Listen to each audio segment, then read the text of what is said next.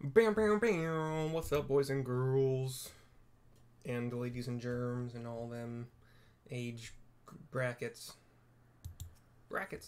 We are continuing the story quest of Final Fantasy XIV. We're talking to Estinian for new winds, old friends. That is wind, like wind, windy, wind, new winds, old friends. A force of sufficient power to break through a primal's defenses might conceivably grant us access to the Eyrie, and I can offer no better solution. Pray consult this engineer friend of yours. Very well, on the condition that you swear not to lure Nidhogg from his lair in our absence.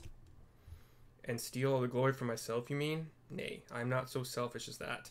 Contact me by link pearl when your preparations are complete, and we shall set forth from Ishgard together.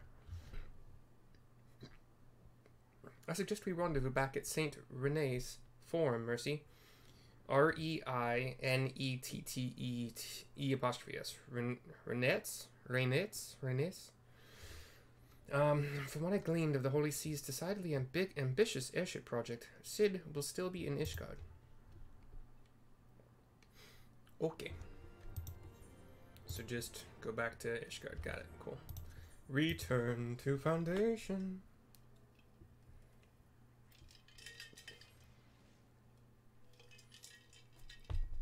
Let's see, if I got home roughly, we started like 2:30. I think I played about an hour or so of pickleball just a little bit ago.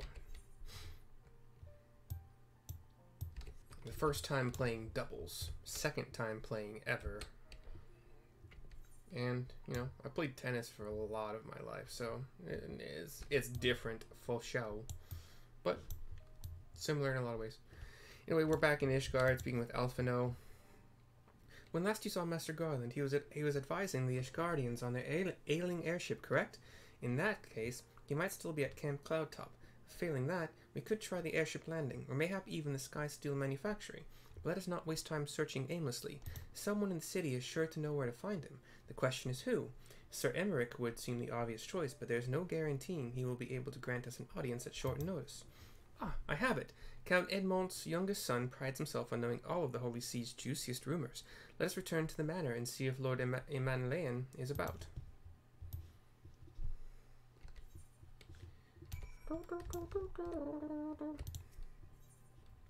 Currently watching a show called Trying on Apple TV. And season 2, like season 1 was good. Season 2 has grabbed me, and I literally just started season 3. Like I clicked the start button for episode 1, and then jumped into this instead. So I'll be continuing that. Emanuelian. Ah, the hero returns. How goes the fight, old girl? Well, I trust. In search of a Cid Garland, you say? Then say no more. The taverns are full of talk, and the name of said silver-haired genius has cropped up more often than most. I hear he's been tasked with getting that monstrous airship the Holy See commissioned to actually fly. 'Twould seem the project has been plagued with mishaps from the first. In any case, Garland Ironworks employees are known to frequent the airship landing, and I'll wager the master does too. The airship landing? Yes, I thought as much. Come, Mercy, we must find Cid and trouble him for his expert opinion.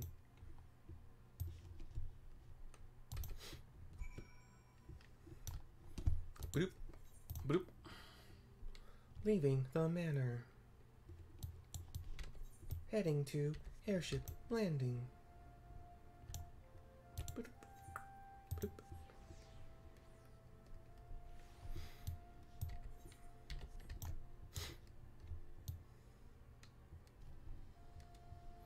And here is Cid, Biggs, and Wedge. Here are Cid, Biggs, and Wedge.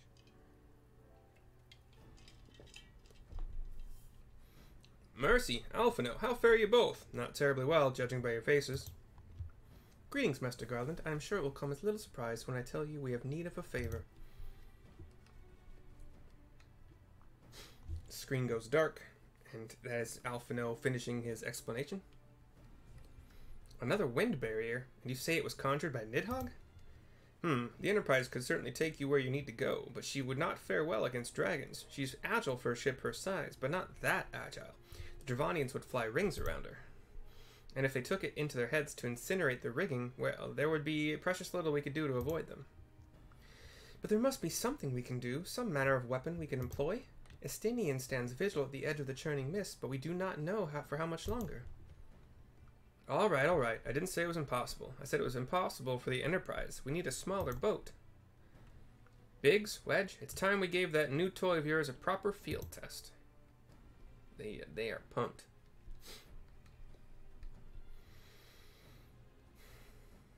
It's probably best if I let the lads show you. Come on, the manufactory's not far.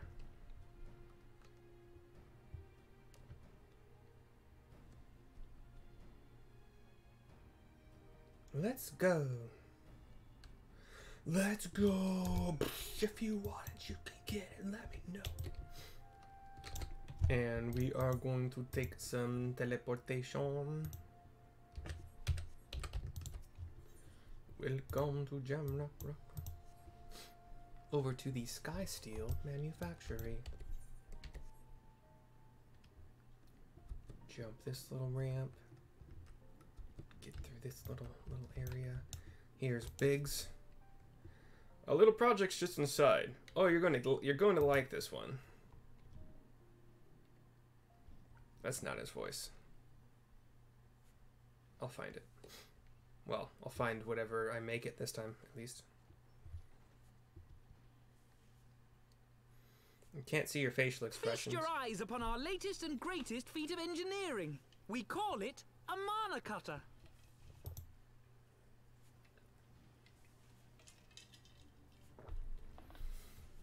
It is...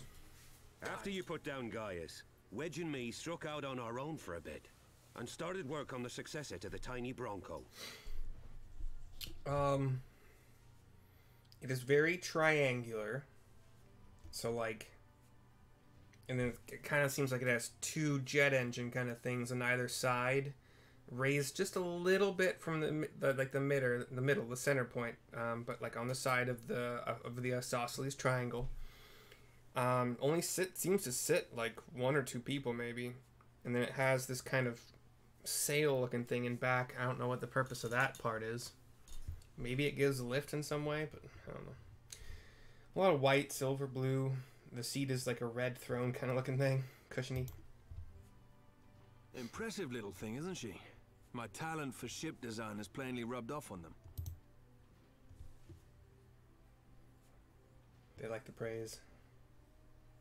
They've adapted the principles of corrupted crystal technology and constructed a mechanism which converts ether from its surroundings into elemental wind.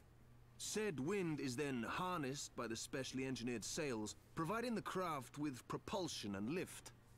All in all, a most elegant solution. I'm actually a little upset that I didn't think of it myself. The design does, however, come with one small flaw. The energy conversion ratio's bloody awful. To generate enough power to get you off the ground, you need to be in an area awash with predominantly wind-aspected ether. In other words, there are a few places you can fly, and lots of places you can't. The new Ishgardian airship hasn't left the boys much time for tinkering, meaning it may be a while before this particular project takes off. If you'll forgive the pun. I will not. Pun police. Tataru. Tataru, what's happened? I've been looking all over for you. There's been word from Aldar. It's about Her Grace the Sultana.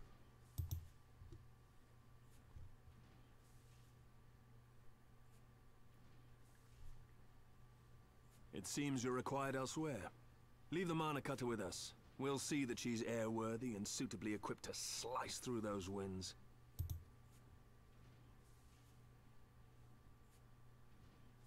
You, meanwhile, should concentrate on providing Rauban and the Sultana whatever help they need. I think last we heard, we freed Rauban when we heard the Sultana was alive.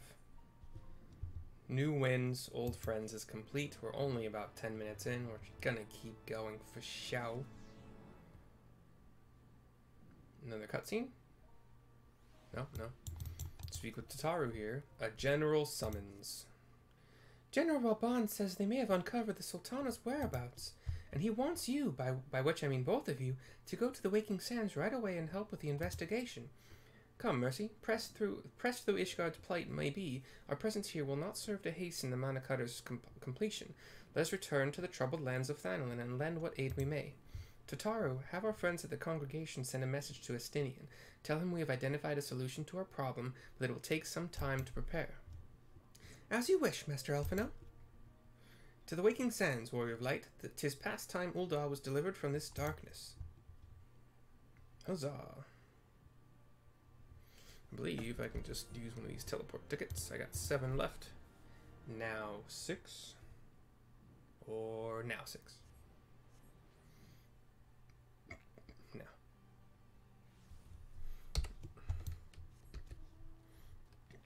Hop on the Chocobo bus. Make sure this guy, Nedrick, doesn't have another quest. It's not the weaponsmith. Yeah, I don't care about that.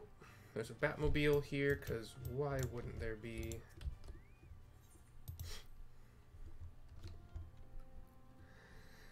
Totally fits in with, well, I mean, I guess if you have a mech warrior, I guess why couldn't you have a Batmobile, I suppose.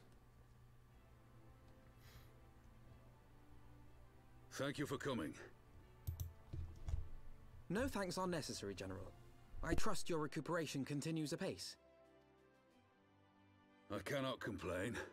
Thanks to Higiri and her ministrations, I've regained much of the strength I lost during my imprisonment.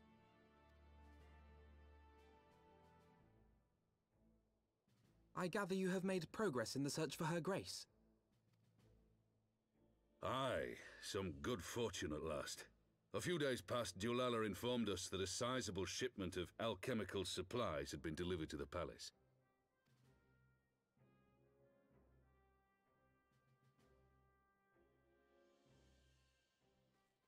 With Papa Shan's assistance, I set out to ascertain the source and nature of the shipment.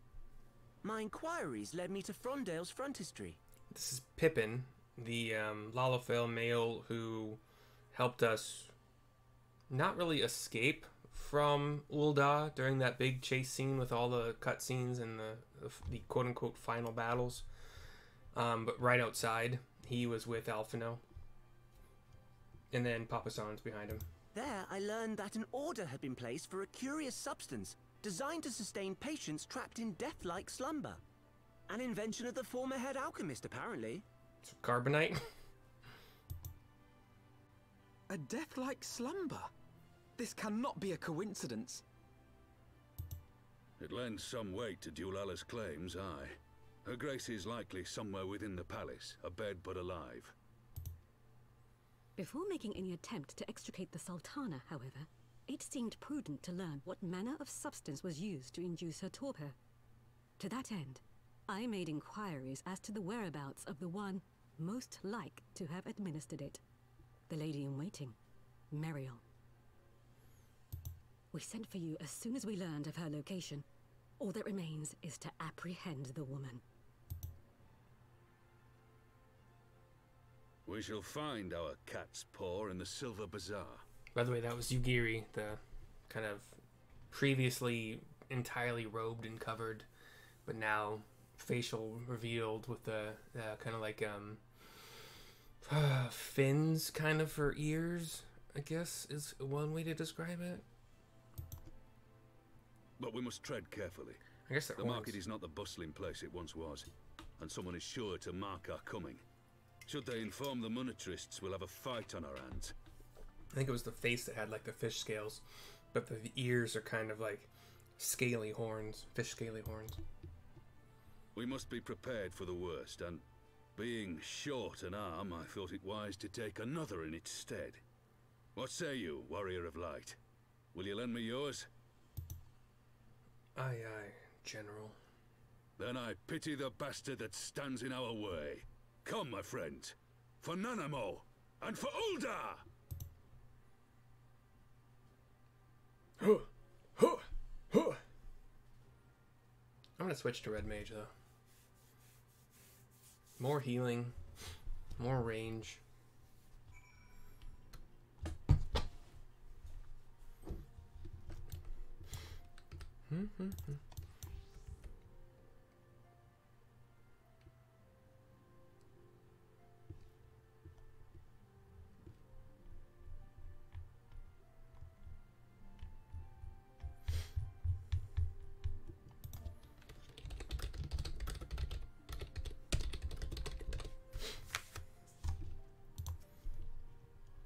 Our target is Mariel, the Sultana's former lady-in-waiting, a woman of Midlander heritage. I am told the two of you have met?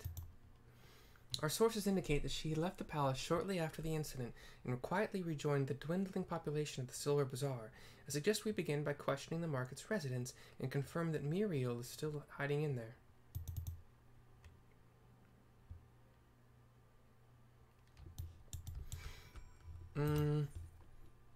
Oh, okay, that's close.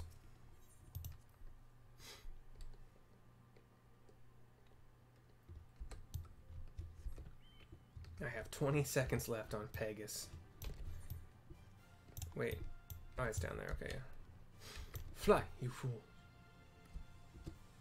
Up on your black chocobo and fly yourself through the skies.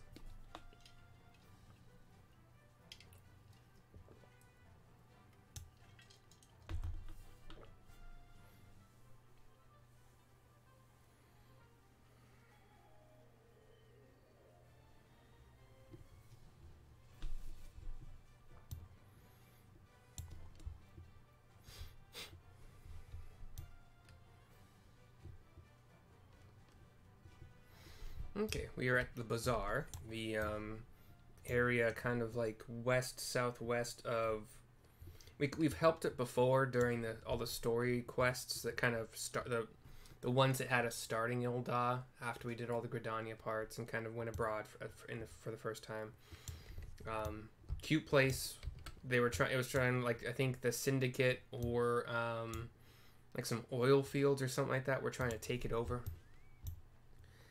Mariel. Ah, she's here. Left the city for good, she says. Barely leaves her house, though. It's the one closest to the market entrance. Okay.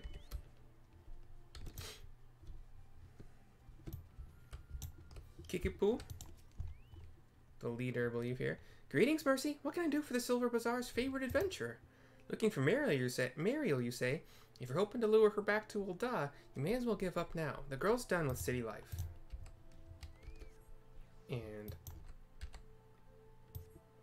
Spotted Meadow, a mountain of a man. Do I know of any returning residents? Gods, don't tell me they're starting to come back. My masters will not be pleased to hear this. Alright, I was told she's in the house closest to the entrance to the bazaar. This is the entrance to the bazaar. This, I guess, is the closest house to it. Hey, I got it right. See, in the past, I didn't read what they were telling me when I had to talk to each of those individual residents, so I have no idea where to search. I was going house to house and totally unlucky. The cutscene.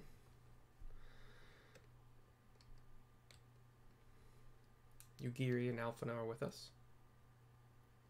You are Mariel, the Sultana's former lady-in-waiting?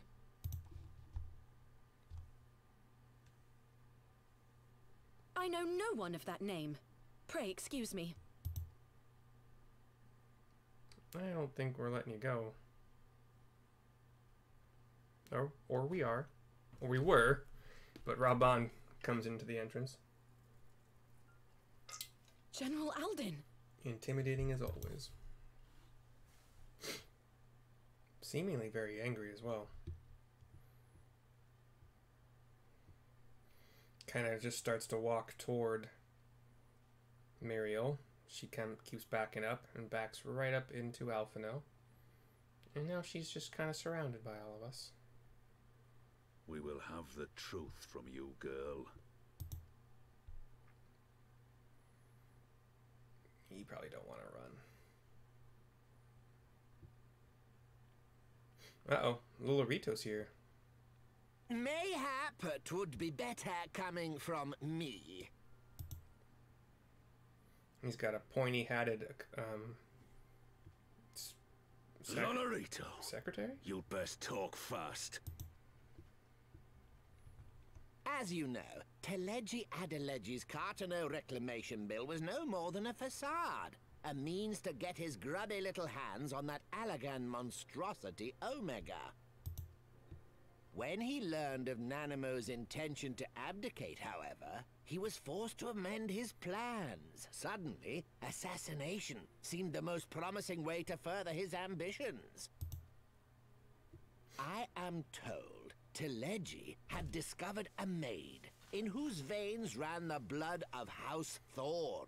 A new, more pliable puppet to sit the throne. 'Twould have caused an uproar, of course, but few could have contested her claim.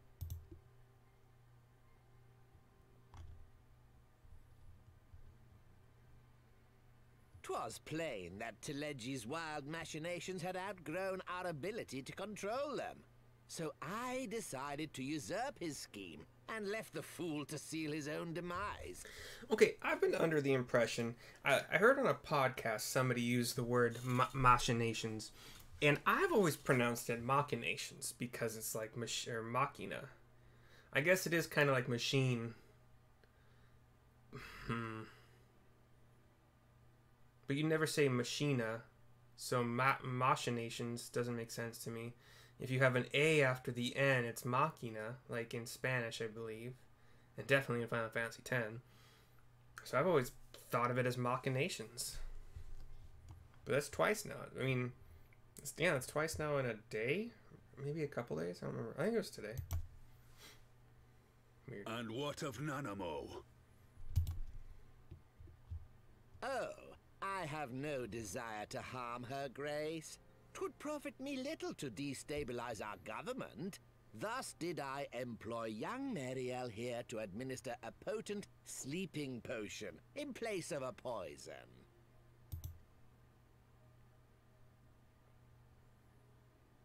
You should know, General, that your dear friend Ilberd was fully aware of my plan. And yet, like, the rage on his face. Weird. Also, like, Nanamo's face contorted in, like, pain. Visible, visceral pain, man. Not a lot of sleeping potions make you scared to death, basically. Pained. I would think. I've obviously never been exposed to one. But, like, I don't know.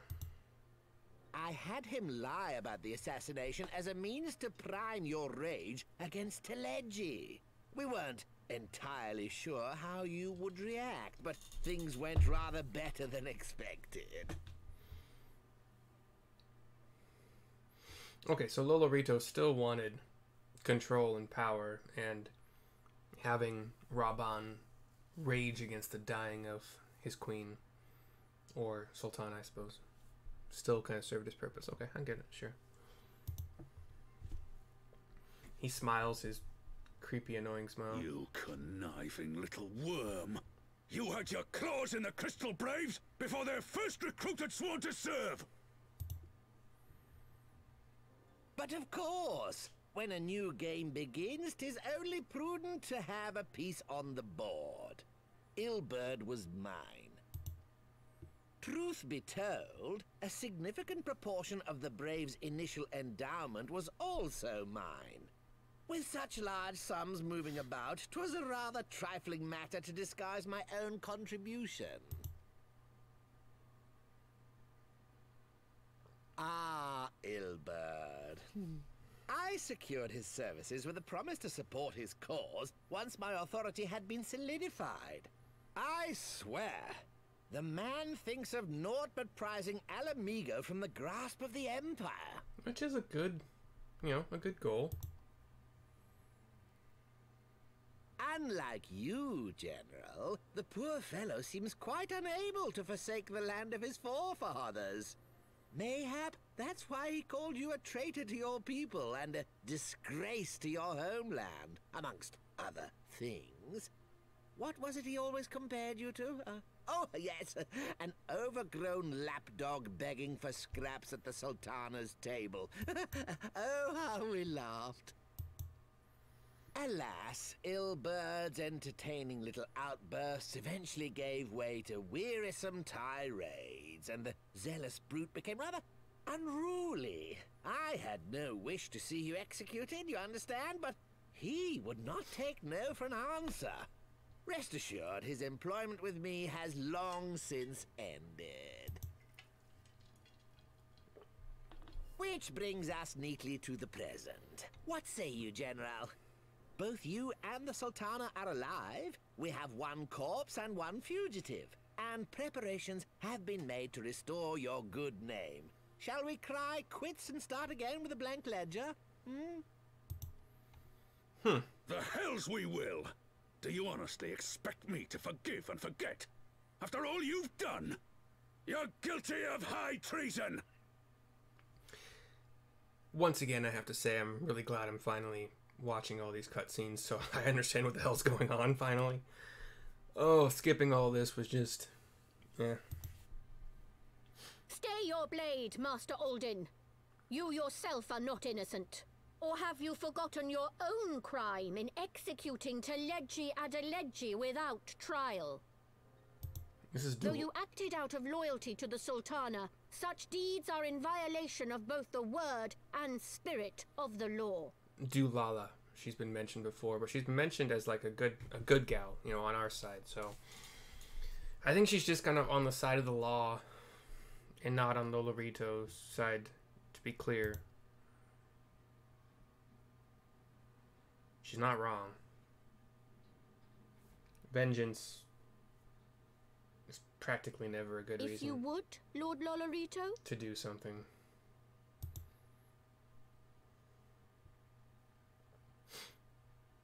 He holds out a white kind of vase thing. This potion will wake the Sultana from her slumber. Consider it a gesture of conciliation. How can we trust you that it won't kill her? You will find her grace resting comfortably within her private chambers. Should you doubt my word, I shall willingly accompany you to the palace as your hostage. He could really be setting us up to, like, actually kill Nanamo. And then he'll deny ever giving us the potion. Although, that would require Dulala being on his side and not, like, quote-unquote, witnessing the exchange. And, yeah, I don't know. We'll see. Raban takes a couple steps forward and reaches out, or it takes a knee and reaches out for the potion, looking at it.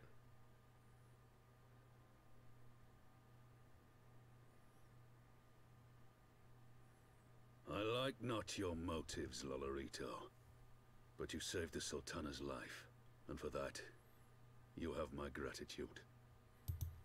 Get the thing tested, man. Cover your butt. CYA, CYB, whatever you want to... He puts the potion in his bag, pocket, whatever.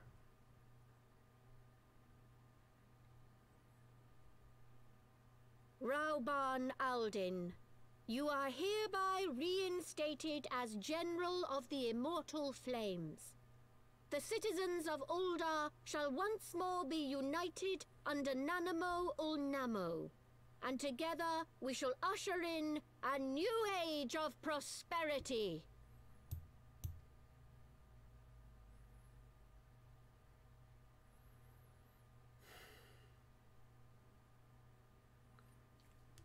The two Lalafell nod to each other and walk off.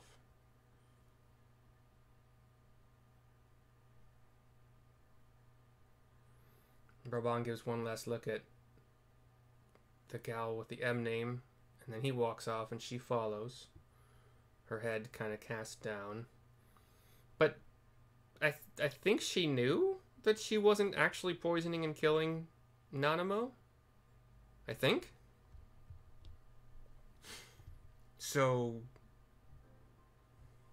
or maybe she didn't. Fuck, if she thought she was entirely under Teleji Adeleji's control and she thought she was killing her, like, I don't know. But she met with Lolorito, I think. God damn it. I gotta turn that off. Stupid freaking tub does weird shit. Let me shut that out. I'm gonna, yeah, 2 seconds here. Or 10.